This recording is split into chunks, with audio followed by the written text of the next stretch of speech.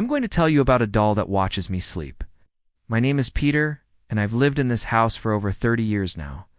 I grew up here with my parents, and I never wanted to leave. After I got married, I stayed in the family home while my wife, Susan, lived with her parents in their apartment building downtown, and every weekend we would meet somewhere in between and have our romantic time. But it was always an exhausting trip.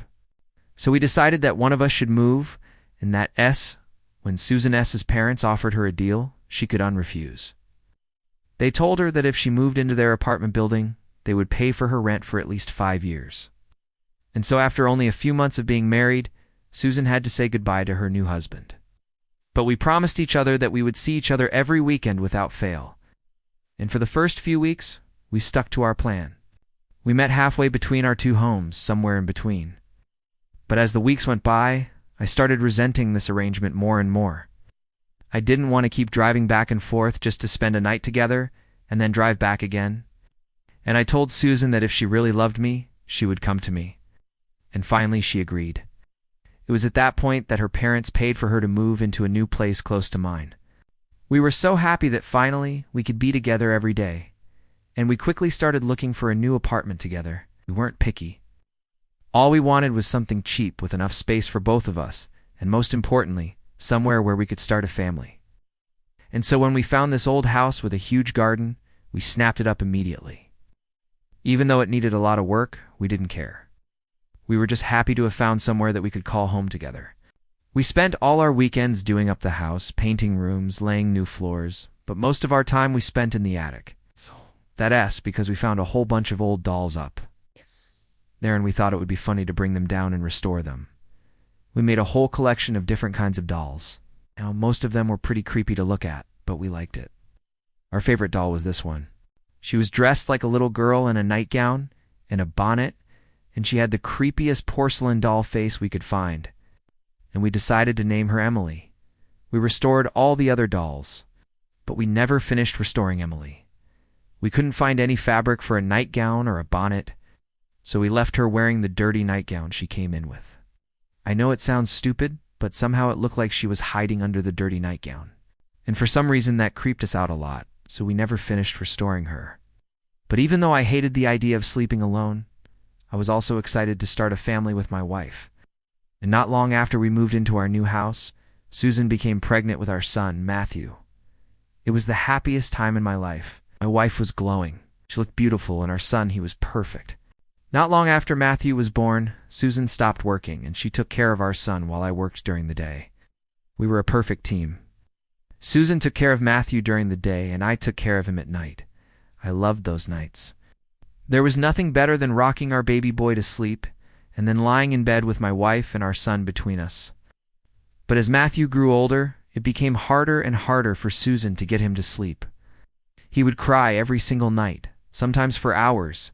And I don't want to complain or anything, but taking care of a baby is hard work. And so after a few months, Susan begged me to let Matthew sleep in our bedroom with us. At first I didn't agree. I didn't want our son to get used to falling asleep with us there, but I could see how exhausted my wife was, so I gave in. It wasn't long before Matthew was sleeping through the night, and it was so nice to fall asleep next to my son. He slept right in between my wife and me. The only problem was that he was scared of the dark. Every night he wanted his nightlight turned on, and he wanted to have the door open. So every night I would go up to our attic and take down our creepy doll, Emily. I hated touching that thing, but I did it for my son. Every night I would walk into Matthew's room and turn his nightlight on, and I would put Emily on his shelf and I would tell him good night. And he would reply, "Good night, Mary." I'd ask him why he called our creepy doll Mary, and he would just laugh. One night I was getting ready for bed, and I heard Matthew scream from his room. I ran in there and saw that his nightlight was turned off and the cord was hanging out of the socket. I immediately went up to the attic to get Emily down and to plug the nightlight back in. And as I was walking to the attic, I could have sworn that I heard footsteps above me. I told myself it was probably just some branches from the tree outside. I didn't want to think that someone was in the attic. When I walked into Matthew's room, I noticed that the doll was lying on the floor and the nightlight was once again turned off. I plugged the nightlight back in, and as I turned around, I could have sworn I saw the doll blinking at me. I didn't think much of it. I just picked the doll up and returned it to its shelf. and then I tucked Matthew into bed and left the room. That night, I woke up from a nightmare, and I saw that Matthew's nightlight was turned off. I went over to the shelf where I kept Emily, and I realized that the doll was missing. Searched the whole room, but I couldn't find her anywhere. And then I remembered that our window was wide open. Maybe the doll fell out of the window. I went outside to check, but the garden was too dark to search, and so I went back inside and closed the window. The next morning I woke up and I saw that Matthew was crying. I asked him what happened, and he told me that he couldn't find his friend Mary. I asked him what friend Mary, and he pointed at the doll's shelf. At that moment, I knew that my son wasn't just talking about a doll. He had developed an imaginary friend. I wasn't sure if that was normal or not. But as the week went by, I became more and more worried about my son. Every night he would ask me to turn his nightlight on, and every night before I did that I would hear footsteps running around in the attic. Every night when I walked into Matthew's room, I could have sworn that the doll was blinking at me. All weren't. Then one night I had enough. I was getting ready for bed when I heard footsteps running around in the attic. This time I didn't bother to investigate. Instead, I walked into Matthew's room and I screamed, "Who's there?" I will never forget the look on my son's face that night. He was terrified. I calmed him down, and I told him that I would stay in his room with him until morning. And then I turned off the lights and waited for whatever was up there to come into the room.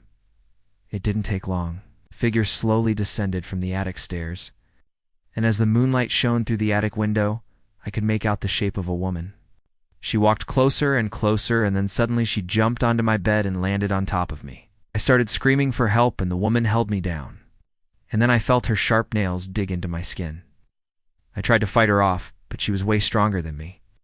And as she leaned in closer, I saw the most horrific sight. Her eyes were completely black. There wasn't a trace of my son or Susan anywhere. And so I want you to take a moment to subscribe. Please don't forget that. Thank you.